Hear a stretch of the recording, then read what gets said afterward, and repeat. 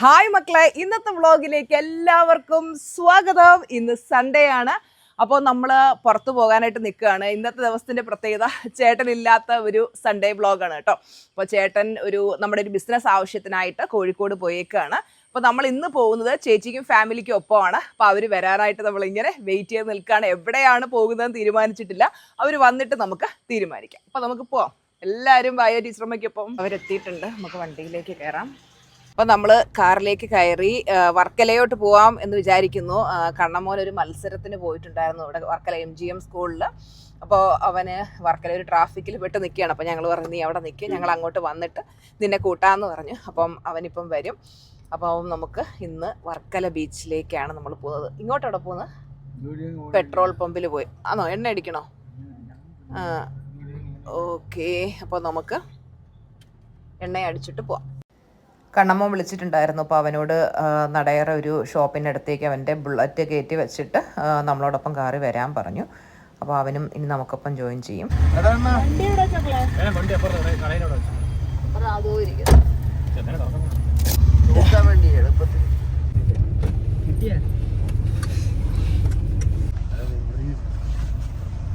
Car park ചെയ്യാൻ പോയേക്കാണ്. നമ്മളിവിടെ ബീച്ചിൽ എത്തി.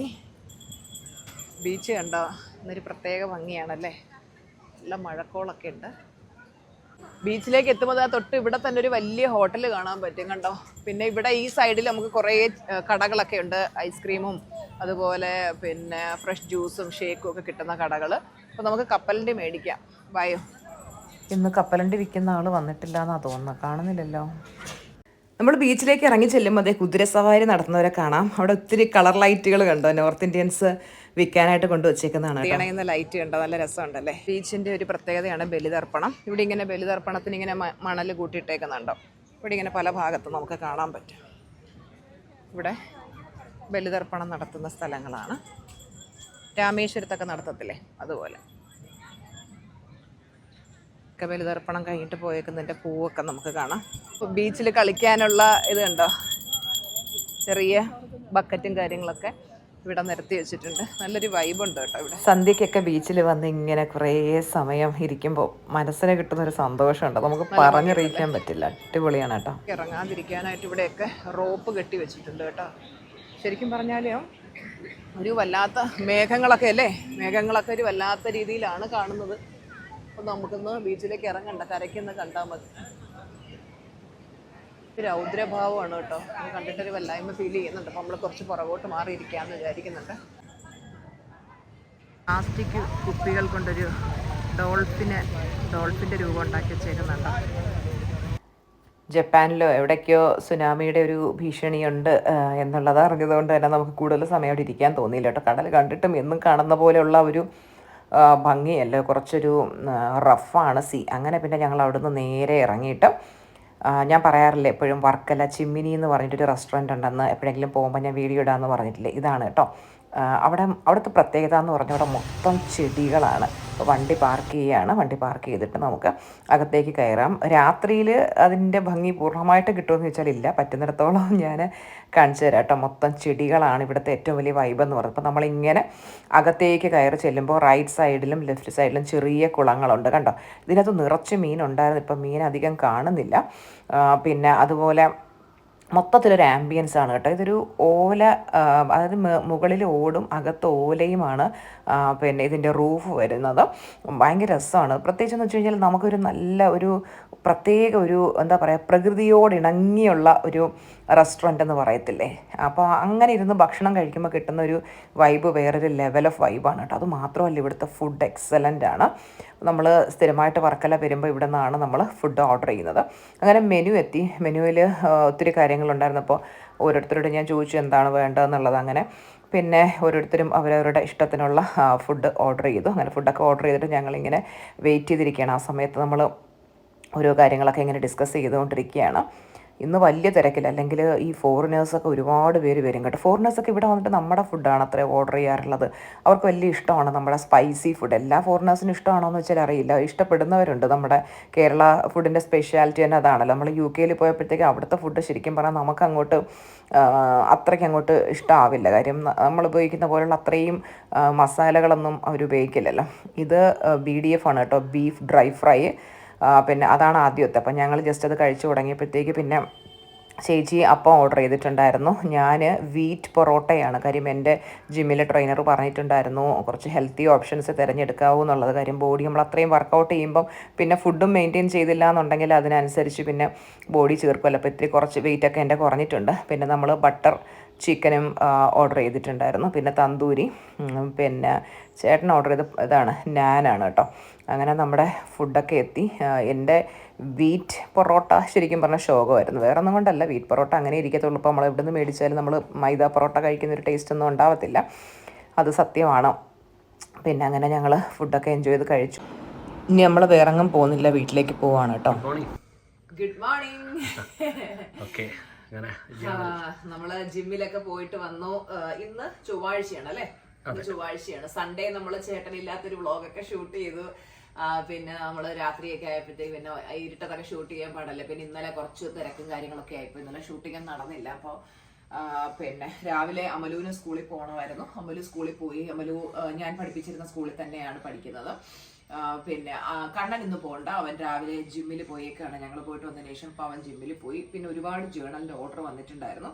അപ്പോൾ അത് എഴുതിക്കൊണ്ടിരിക്കുകയാണ്. മിനി അതിൻ്റെ അഡ്രസ്സും കാര്യങ്ങളൊക്കെ എഴുതി തന്നിട്ടുണ്ട്. അപ്പോൾ നമുക്കത് ജേണൽ എഴുതി കംപ്ലീറ്റ് ചെയ്യണം. പിന്നെ കുറച്ച് പിന്നെ പരിപാടികളൊക്കെ ഉണ്ട് ഇന്ന്.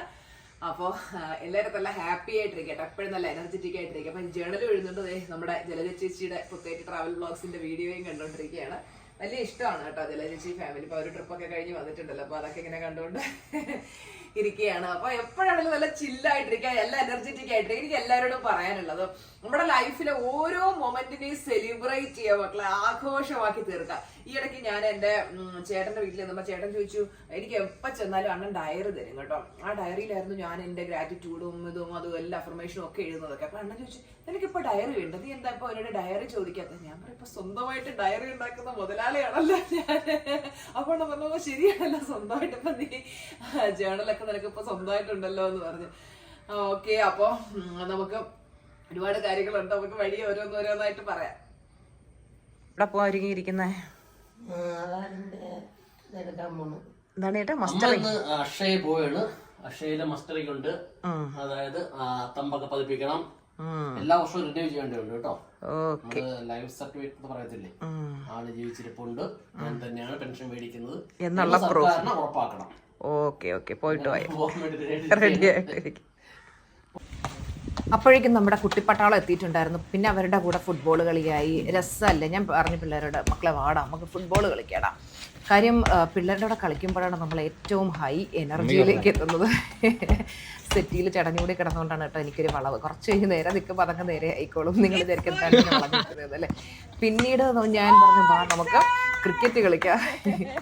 ഇങ്ങനെ എനിക്ക് അധികം സമയം കിട്ടാറില്ല. കിട്ടുന്ന സമയത്തൊക്കെ ഇതുപോലുള്ള പരിപാടികൾ നമ്മുടെ ബാല്യകാലത്തിലേക്ക് തിരിച്ചു പോവുക. ലൈഫിൽ ഓരോ മൊമെൻറ്റും എൻജോയ് ചെയ്യുക. മറ്റുള്ളവരെന്ത് വിചാരിക്കുന്നത്? അപ്പുറത്തു നിന്ന് ആൾക്കാർ നോക്കുന്നുണ്ട്, ഇപ്പുറത്തു നിന്ന് ആൾക്കാർ നോക്കുന്നുണ്ട്. അവരെന്ത് വിചാരിക്കും? അയൽക്കാരെന്ത് വിചാരിക്കും? ഞാൻ I am not at all bothered about anyone. ആൾക്കാരെന്ത് വിചാരിക്കുന്നു ഞാൻ നോക്കാറില്ല. നമുക്ക് എന്താണ് സന്തോഷം, നമുക്ക് എന്ത് ചെയ്യുമ്പോഴാണ് ഹാപ്പിനെസ് കിട്ടുന്നത്, ഞാൻ അതിലേക്ക് മാത്രം ഫോക്കസ് ചെയ്താണ് കേട്ടോ മുന്നോട്ട് പോകുന്നത്. അപ്പോൾ എനിക്ക് എല്ലാവരോടും പറയാനുള്ളത് ഇത് തന്നെയാണ്. നിങ്ങളുടെ ലൈഫിൽ കിട്ടുന്ന സമയങ്ങളൊക്കെ മാക്സിമം എൻജോയ് ചെയ്ത് സെലിബ്രേറ്റ് ചെയ്ത് അടിപൊളിയായിട്ട് അങ്ങോട്ട് ഹാപ്പി ആയിട്ടിരിക്കുക. അല്ലാതെ കണ്ണീരും കരച്ചിലും വേദനയുമായിട്ട് ഇരിക്കല്ലേ. കുഞ്ഞു പിള്ളേർക്കൊപ്പം കളിക്കാൻ കൂടുമ്പോൾ നമുക്ക് ഭയങ്കരമായിട്ട് എനർജി കൂടും കേട്ടോ. അപ്പോൾ പിള്ളേർക്കൊപ്പം കളിക്കാൻ കൂടുക, ജീവിതത്തിലെ ഓരോ മൊമെൻറ്റിനെയും ആസ്വാദികരമാക്കുക കേട്ടോ. ബ്രോ എന്താണ് പണി? ഓക്കെ, മൊത്തം ചെളിയായല്ലേ? ഓക്കെ, ഇന്ന് കോളേജിൽ പോകണ്ടല്ലോ. ഇന്ന് എന്തിൻ്റെ അവധി? ഓക്കെ, നമ്മളിന്ന് ജിമ്മിൽ പോകാൻ ലേറ്റായി. കാര്യം നമ്മുടെ കരുമ്പാലി പ്രോപ്പർട്ടിയിൽ ജോലിക്കാരുണ്ട്. നമ്മള് ജോലിക്കാരെ ആക്കി. ഞാൻ കാണിച്ചു തരാം. ഇതാണ് നമ്മുടെ പുല്ലേറി കിടക്കുന്നത്. അപ്പൊ അവിടെ നമ്മള് പണിക്കാരെ കൊണ്ടാക്കാനായിട്ട് വന്ന്, അപ്പോൾ അവർ ജോലി ചെയ്യട്ടെ. അപ്പോൾ ആ സമയത്ത് നമുക്ക് ജിമ്മിൽ പോയിട്ട് വരാമെന്ന് വിചാരിച്ച്. പിന്നെ എന്തൊക്കെയാണ് വിശേഷങ്ങൾ? എല്ലാവരും ഹാപ്പി ആയിരിക്കുന്നു എന്ന് വിചാരിക്കുന്നു. ഇവിടെ ഒരു അമ്പലമുണ്ട് കേട്ടോ. പിന്നെ ഇതാണ് നമ്മുടെ പ്രോപ്പർട്ടി. മൊത്തം കാട് കയറി കിടക്കുകയാണ്. നമ്മൾ ഇടയ്ക്കിടയ്ക്ക് ഇങ്ങനെ വന്ന് ഇനിയിപ്പോൾ ഇവിടെ മരച്ചീനി നടാൻ പോവാണ് കേട്ടോ ഈ പ്രോപ്പർട്ടിയിൽ. പിന്നെ ഇത് ഞാൻ പിന്നെ ഒരു ക്ലാസ്സിൽ പങ്കെടുക്കുമ്പോഴേ ഞാനിങ്ങനെ പിന്നെ എൻ്റെ ഒരു ഗുരുനാഥൻ്റെ ക്ലാസ്സിൽ പങ്കെടുക്കുമ്പോൾ ഞാൻ മനസ്സിൽ ഇങ്ങനെ വിഷ്വലൈസ് ചെയ്തു. പിന്നെ നീ ഇല്ലേടാ? നീ ഇല്ലേ ഇവിടെ? പാപ്പനുണ്ട് അച്ഛനുണ്ട്. നിന്റെ അച്ഛനാണോ? ഓ രണ്ടുണ്ട്. കൊടുത്തു. ഓക്കെ. ഞാൻ പിന്നെ എൻ്റെ ഒരു ഗുരുനാഥൻ്റെ ക്ലാസ് അറ്റൻഡ് ചെയ്ത സമയത്ത് പിന്നെ സാർ ഇങ്ങനെ ക്ലാസ്സിൽ പറഞ്ഞു എനിക്ക് തിരുവനന്തപുരത്ത് എനിക്കൊരു പ്രോപ്പർട്ടി വേണമായിരുന്നു. അങ്ങനെ ഞാൻ മനസ്സിൽ വിഷ്വലൈസ് ചെയ്തു ഒരു ഒറ്റ പ്ലോട്ട് വസ്തു വാങ്ങുന്നതായിട്ടും അതിന് 4 ചുറ്റും കമ്പി വേലിയിട്ട് നടുക്കൊരു മഞ്ഞ പെയിന്റ് അടിച്ച ഗേറ്റൊക്കെ ഇടുന്നതായിട്ടും അതുപോലെ അതിൽ കപ്പയും ഇഞ്ചിയൊക്കെ നടുന്നു. ഞാനും എൻ്റെ ഫ്രണ്ട്സും ഒക്കെ പോയി കപ്പ പറിക്കുന്നു, ഇഞ്ചി പറിക്കുന്നു. ഇങ്ങനെ സാറ് ഇങ്ങനെ ക്ലാസ്സിൽ ഇത് പറയുണ്ടായി. അപ്പം ഞാൻ ആ ഹോട്ടൽ റൂമിൽ ക്ലാസ് അറ്റൻഡ് ചെയ്തുകൊണ്ടിരിക്കുകയാണല്ലോ. അപ്പോൾ അവിടെ ഇരുന്നുകൊണ്ട് തന്നെ ഞാൻ കണ്ണടച്ച് വിഷ്വലൈസ് ചെയ്തു ഞാനും ഇതുപോലെ പ്രോപ്പർട്ടി വാങ്ങിയ പ്രോപ്പർട്ടിയിൽ നിറയെ പിന്നെ കപ്പ നടുന്നതായിട്ട് ഇഞ്ചി നടുന്നതായിട്ട്. ആ കപ്പയൊക്കെ ഞാനും ചേട്ടനും കൂടെ നമ്മുടെ നീല മൈസ്ട്രോ സ്കൂട്ടറിൽ പോയിട്ട് ആ കപ്പ പിന്നെ ഒടിച്ചെടുത്തോണ്ട് വരുന്നതായിട്ടൊക്കെ ഞാനിങ്ങനെ മനസ്സിൽ വിഷ്വലൈസ് ചെയ്തു. ആക്ച്വലി അത് കഴിഞ്ഞ് ഒരു മാസം എടുത്തു കേട്ടോ. 1 മാസം 1.5 മാസം. പിന്നെ നമ്മൾ അതിനുശേഷം പ്രോപ്പർട്ടി എനിക്ക് ഒരു മാസം 1.5 മാസത്തിനുള്ളിൽ, കറക്റ്റ് ഡേറ്റ് ഓർമ്മയില്ല, നമുക്ക് ഈ ഒരു പ്രോപ്പർട്ടി മേടിക്കാൻ പറ്റി. ആ പ്രോപ്പർട്ടി മേടിച്ച് നമ്മൾ അതിൽ മരച്ചീനിയൊക്കെ നട്ടു. കുറേ ദിവസം കഴിഞ്ഞ് അവിടെ മരച്ചീനി ഒടിക്കാനായിട്ട് വന്ന് നമ്മൾ മരച്ചീനി ഒടിച്ചുകൊണ്ടിരിക്കുമ്പോഴാണ് ഞാൻ ചേട്ടനോട് പറഞ്ഞത്, ചേട്ടാ ഓ മൈ ഗോഡ്, ഞാൻ വിഷ്വലൈസ് ചെയ്തത് ഇത് തന്നെയായിരുന്നു. അതായത് ആ പിക്ചർ തന്നെ